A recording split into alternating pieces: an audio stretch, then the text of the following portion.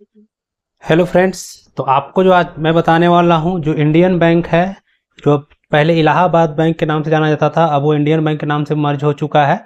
तो उसका जो डिपॉजिट स्लिप है उसको आप कैसे भरेंगे, को भी आसान तरीका से मैं बताऊंगा कि आप डिपॉजिट स्लिप को आप कैसे भर सकते हैं। तो सबसे पहले ये देखिए, ये ऐसा होता है डिपॉजिट स्लिप। आप बैंक में जाएंगे, आप डिपॉजिट स्लिप मांगेंगे तो आपको मिल जाएगा। ठीक है। अब सबसे पहले देखिए, आपको यहाँ भरना पड़ता है ब्रांच। कहने का मतलब, आप जिस बैंक में गए, आप इंडियन बैंक के जिस भी ब्रांच में गए हैं, जो आप जिस जगह रहते हैं वहां पर उसका ब्रांच का नाम होगा। ठीक है। तो अगर आपको पता नहीं तो आप खाता में देख सकते हैं या फिर वहां के कोई भी कर्मचारी से पूछ सकते हैं। तो जो उसका ब्रांच होगा, उस ब्रांच को आपको पहले यहाँ पे भर देना है। तो मैं यहाँ से कोई भी एक ब्रांच ले लेता हूँ। ठीक है।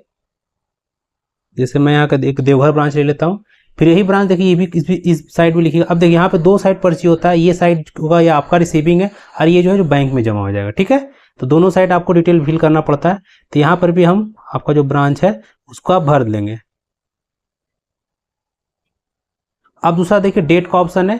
तो जिस डेट में आप डिपॉजिट स्लिप भरिएगा उस डेट को डालिएगा। पहले यहाँ डेट, फिर मंथ, फिर यहाँ पे ईयर। ठीक है। अब सेम डेट चीज यहाँ भी आपको भर देना है, डेट को। ठीक है। अब आ जाता है दूसरा आपका अकाउंट नंबर। तो आप अपना जो पासबुक है आपका, उसे देख करके, जो आपका खाता नंबर है उसको देख करके फिल कर देना है आपको।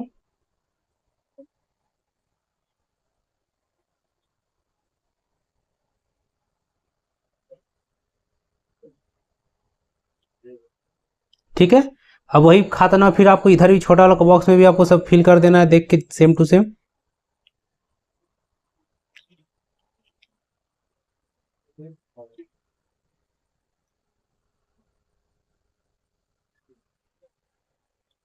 अब आ जाता है नाम का बारी। तो जो खाता, जिनका ये खाता है, जिसके नंबर आप डालें, उनका जो खाता में नाम होगा वही नाम आपको यहाँ पे लिख देना है।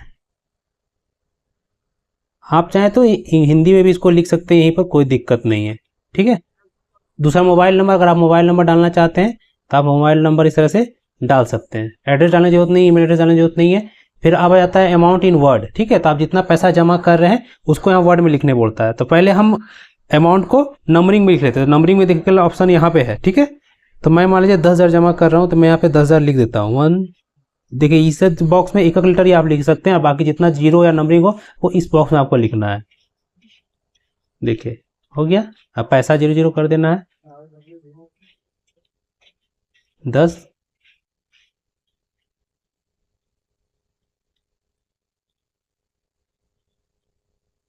ठीक है। टोटल मैं यहाँ पे 1,00,000 लिख दिया। 1,00,000 जमा कर दूंगा। ठीक है। 1,00,000 लिखा। अब उसी चीज को आपको यहाँ पर वर्ड में लिख देना है। तो मैं यहाँ पे लिख दिया 1,00,000 ओनली। ठीक है, 1,00,000 ओनली लिख दिया। अब देखिए, चेक का ऑप्शन देता है। अगर आप मान लीजिए चेक से जमा कर रहे हैं पैसा, तो उसका चेक नंबर यहाँ आपको भरना है, उसका डेट भरना है, जो चेक में डेट होगा। फिर वो चेक कौन सा बैंक का है उस बैंक का नाम लिखना होगा, और उसका भी ब्रांच का नाम, कौन सा ब्रांच को चेक है वो भी ब्रांच का डिटेल यहाँ लिखना पड़ेगा। अगर आप कैश जमा कर रहे हैं तो इसको फिल करने की जरूरत नहीं है। अब हम अपने कॉलम में चले, अपने जो जो मेरे पास स्लिप है उसमें चलाते हैं। यहाँ पे आपको नाम लिखना है, पहले अमाउंट भर देना है, पैसा जीरो जीरो, फिर यहाँ पे इसको वर्ड में लिख देना है सेम।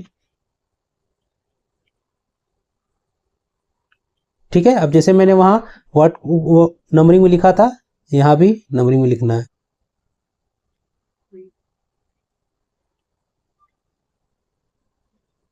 ठीक है। इसको क्रॉस कर देना है, यहाँ पे इसको भी क्रॉस कर देना है। हो गया। अब हमको क्या करना है कि आप जो पैसा जमा कर रहे हैं वो आप कितना कितना पैसा जमा कर रहे हैं अकाउंट में, उसका डिटेल यहाँ पे आपको फिल करना है। ठीक है। तो चलिए मैं फिल करता हूँ। तो मान मान लीजिए 500 का, सबसे पहले देखिए 5 रुपए से स्टार्ट होता है कि कितना कितना ये नोट जम दे रहे हैं, आप सिक्का दे रहे हैं, वो डिटेल यहाँ पर लिखना है। ठीक है। तो मैं मान लीजिए 100 का 200 पीस दे रहा हूँ। ठीक है। तो कितना हो गया?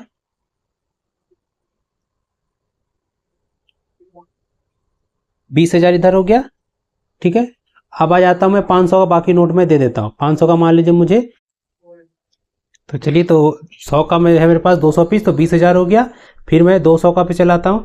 200 का है मेरे पास टोटल 150 पीस। ठीक है। तो ये हो गया आपका 30,000। अब आते 500, बाकी बचे जो मेरा सब 500 का है, तो 500 का मेरा है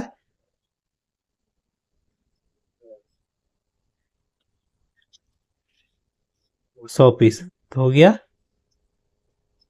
50,000। बाकी पैसे यहाँ डाल दीजिएगा। 50 और 30 20 50, टोटल हो गया मेरे पास 1 लाख। ठीक है, इस तरीके से आपके पास जो सिक्का को वहाँ डिटेल भर देना है, फिर जब जमा करता हूँ में यहाँ पर आपको अपना साइन कर देना है। इधर कुछ करने की जरूरत नहीं है, बाकी डिटेल बस इसके साथ फिर आप पैसा ले करके आप काउंटर में जाके जमा कर दीजिएगा।